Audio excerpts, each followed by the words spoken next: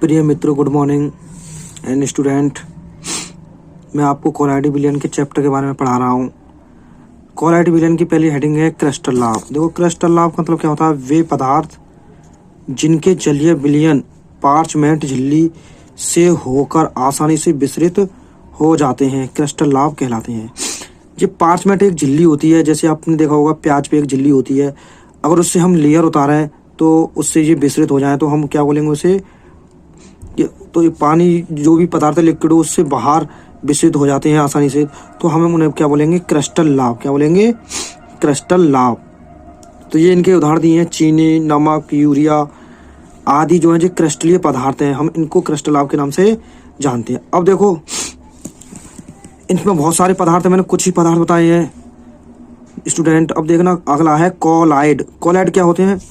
वे पदार्थ जिनके जलीय विलयन पार्चमेंट झिल्ली से होकर आसानी से विसरित नहीं होते हैं अथवा अल्प मात्रा में विसरित होते हैं, कोलाइडी कहलाते हैं। जैसे अगर हम कोलाइडी कहलाते हैं गोंद, जिलेटिन, एल्बुमिन आदि।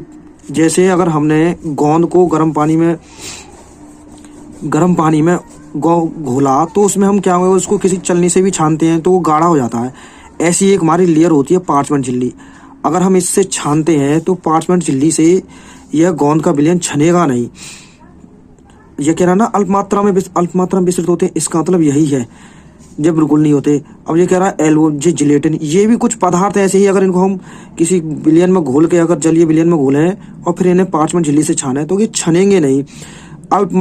जैसे तुमने शहद को देखा होगा, बूंद बूंद करके बहता है, ऐसे ही जो जिलेटिन होंगे अल्प मात्रा में छनेंगे। अब है वास्तविक विलयन। वास्तविक विलयन क्या होते हैं? वे विलयन जिनमें विलेय और विलायक दोनों कण का आकार 10 की पावर -7 से 10 की पावर -8 सेमी के बीच होता है, वास्तविक विलयन कहते हैं। वास्तविक विलयन कहते हैं। देखो, कुछ स्टूडेंट होंगे जो क्या करते हैं, जिनको यही नहीं पता विलेय क्या होता है, विलायक क्या होते हैं और विलयन क्या होते हैं। तो प्रिय स्टूडेंटों, ध्यान से समझना। विलायक उनको बोलते हैं जिसमें किसी वस्तु को घोला जाता है, उसको हम क्या बोलते हैं? विलायक। और विलेय क्या होते हैं? जिस किसी पदार्थ में उनको घोला जाता है वो होते हैं हमारे विलेय। हमेशा विलेय पदार्थ की मात्रा कम होती है और विलायक की अधिक होती है। तो देखो, इसमें एग्जाम्पल दिए हैं, शरबत, मीठा दूध, ये सब क्या है? हमारे वास्तविक विलयन। इसमें विलेय और विलायक दोनों के कणों का आकार दे रखा है, ध्यान से देखें। तो इनको हम सूक्ष्मदर्शी की सहायता से देख सकते हैं घुलने के बाद। अगला है कोलाइडी विलयन। कोलाइडी विलयन, अभी हमने पढ़े थे कोलाइडी कण, अब क्या पढ़ रहे हैं हम? कोलाइडी विलयन। वे विलयन जिनमें विलायक के कणों का आकार 10 की पावर -7 से 10 की पावर -8 सेमी के बीच, लेकिन विलेय के कणों का आकार 10 की पावर -7 से 10 की पावर -5 से 10 की पावर -7 सेमी होता है, उन्हें हम क्या कहते हैं? कोलाइडी विलयन। अब सल्फर, इसमें एग्जाम्पल देखा, जितने भी सल्फर का कोलाइडी विलयन, गोंद का कोलाइडी विलयन, हम इनको क्या बोलेंगे? कोलाइडी विलयन। अब है निलंबन। वे पदार्थ जिसमें विलायक के कणों का आकार स्टूडेंट, आकार तो जानते हो, जैसे कोई पदार्थ बड़ा है कोई छोटा है उसे बोलते हैं हम आकार, विलायक के कणों का आकार। तो देखो स्टूडेंट, विलायक के कणों का दे रखा है, विलायक के कणों का आकार कितना दे रखा है? कणों का आकार 10 की पावर -7 से 10 की पावर -8 सेमी के बीच। और विलेय अभी मैंने बताया था, जिस किसी पदार्थ में घोलते हैं उसे क्या बोलते हैं? विलेय। विलेय के कणों का आकार दे रखा है हमें कितना?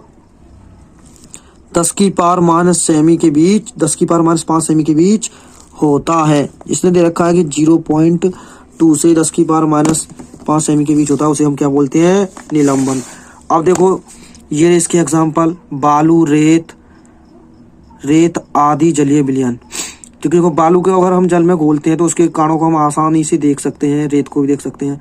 अब है कोलाइडी विलयन के गुण। कोलाइडी विलयन के 2 गुण होते हैं। नंबर 1, 2 गुणों के रूप में पाया जाता है, परिक्षेपण माध्यम और परिक्षिप्त प्रावस्था। परिक्षेपण माध्यम कोलाइडी विलयन, परिक्षेपण माध्यम में क्या होता है कि कोलाइडी विलयन में विलायक की प्रावस्था को परिक्षेपण माध्यम कहते हैं, जैसे उसमें विलायक की मात्रा अधिक होगी।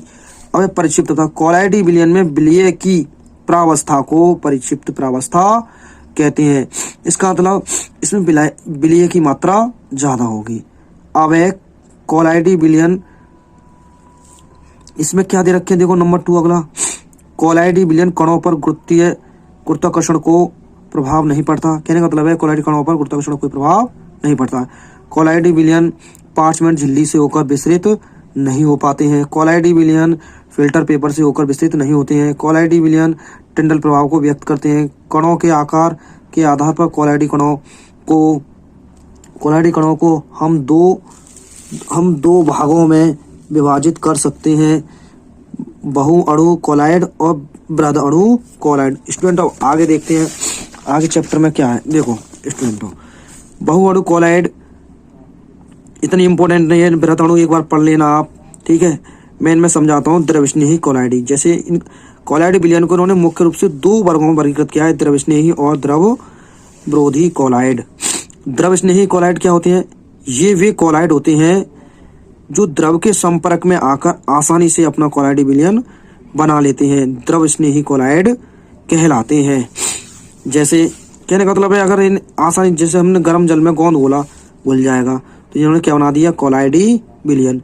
जिलेटिन है, हम इसको जल में आसानी से घोलेंगे तो घुल जाएगा। कोई हमें ज़्यादा टफ या इतना कठिन मेथड बनाने की जरूरत नहीं है, जैसे आसानी से घुल जाएंगे। और विलयन जैसे जल में हम तेल को घोल लेते हैं, ये क्या कहलाएंगे? हमारे द्रव स्नेही कोलाइडी। इनको हम क्या बोलते हैं? देखो, द्रव स्नेही कोलाइडी उत्क्रमणीय कोलाइडी होते हैं, अर्थात ये अवक्षिप्त करने के पश्चात इनका पुनः कोलाइडी विलयन भी बनाया। जैसे हम गोंद बना लिया जल में घुलने के बाद, उस विलयन को सुखाएंगे तो पुनः हमें गोंद प्राप्त हो जाएगा। अब देखो द्रव स्नेही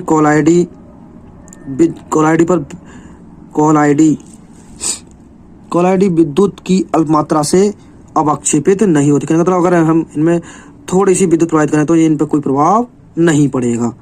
अब देखो आगे अगला पॉइंट, अगला क्या है? अब है द्रव विरोधी कोलाइडी।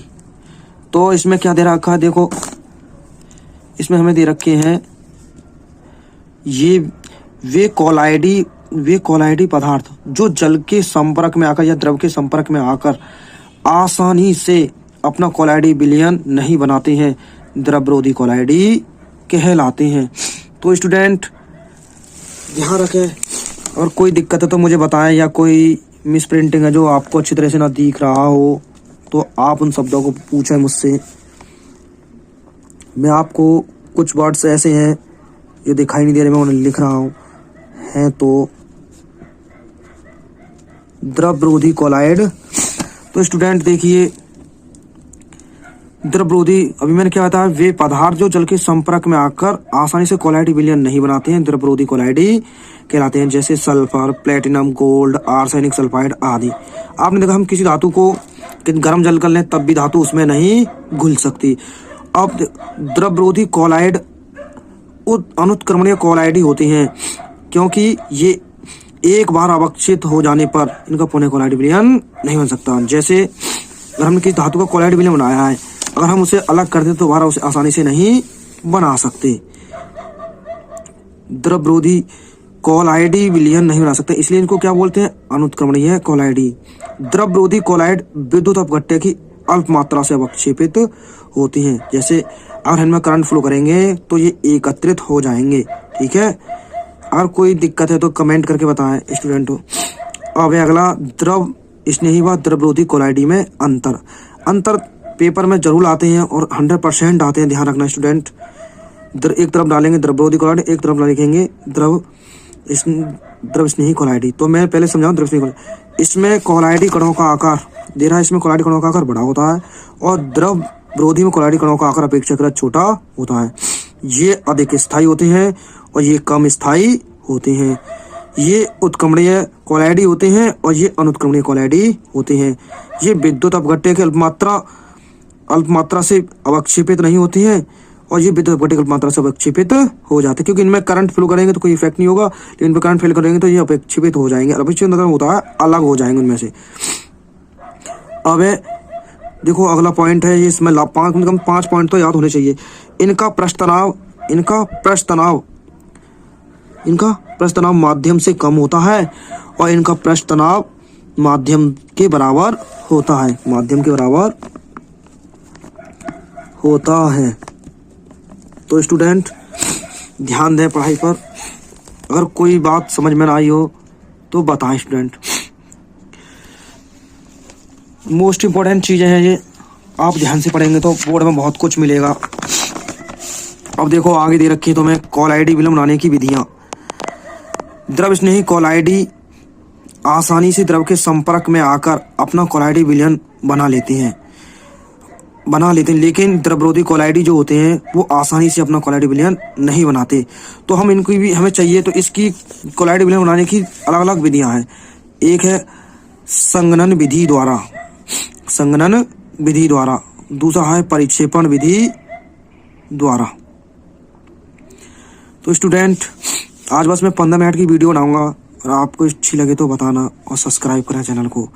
संघनन विधि में क्या होता है, इस विधि में हम कोलाइडी कण होते हैं उनके कणों को छोटा छोटा कर लेते हैं, परस्पर संघनित करके कणों के आकार, कोलाइडी कणों के आकार में क्या कर लेते हैं, उन्हें परिवर्तित कर ले बदल लेते हैं और फिर इनका हम कोलाइडी विलयन बनाते हैं। इसी को हम क्या बोलते हैं, संघनन विधि।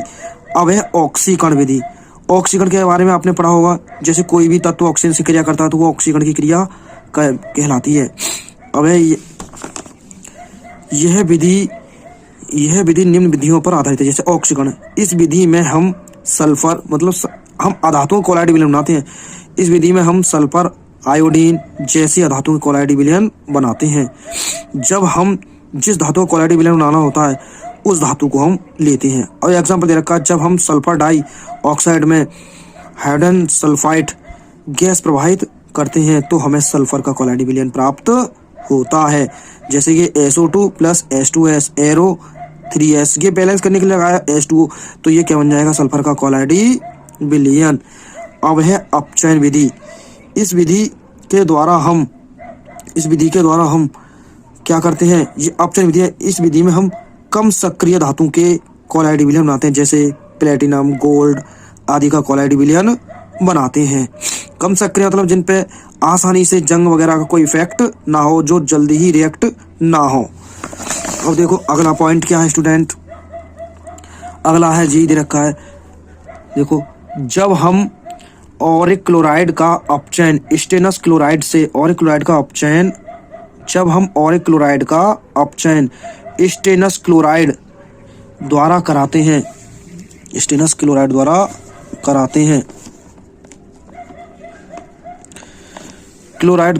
कराते हैं, तो हमें गोल्ड का कोलाइडी विलयन प्राप्त होता है, जिसे हम पर्पल ऑफ कॉसियस कहते हैं। ये नाम है, देखो क्या कहते हैं, जो कोलाइडी सोने का बनता है उसको क्या कहते हैं, पर्पल ऑफ कॉसियस कहते हैं। अब देखो AU गया, ये ऑरिक क्लोराइड है, ये स्टेनस क्लोराइड है, ये दोनों आपस में सोने का कोलाइड, ये सोने का सिंबल का प्रतीक है। अगली हेडिंग है जल अपघटन, क्या दे रखी है, जल अपघटन। इस विधि में हम क्या करते हैं, अधिक सक्रिय धातुओं के कोलाइडी विलयन बनाते हैं, जैसे लोहा, एल्यूमिनियम, कॉपर धातुओं के कोलाइडी विलयन बनाते हैं। जैसे अगर हम फेरिक क्लोराइड का बनाते हैं, फेरिक क्लोराइड को गर्म जल में डालते हैं तो हमें हाइड्रोजन ऑक्साइड का विलयन प्राप्त होता है, जिसे हम क्या बोलते हैं, फेरिक क्लोराइड का। हमें किसका, फेरिक हाइड्रोक्साइड का विलयन प्राप्त हो जाता है। स्टूडेंट आज के लिए बस इतना ही। सभी स्टूडेंट के लिए गुड नाइट, एवरी स्टूडेंट के लिए। और मेरा वीडियो कैसा लगा अच्छा बताएं, कमेंट करें, और आपके लिए किसी वीडियो में जरूरत हो तो बताएं।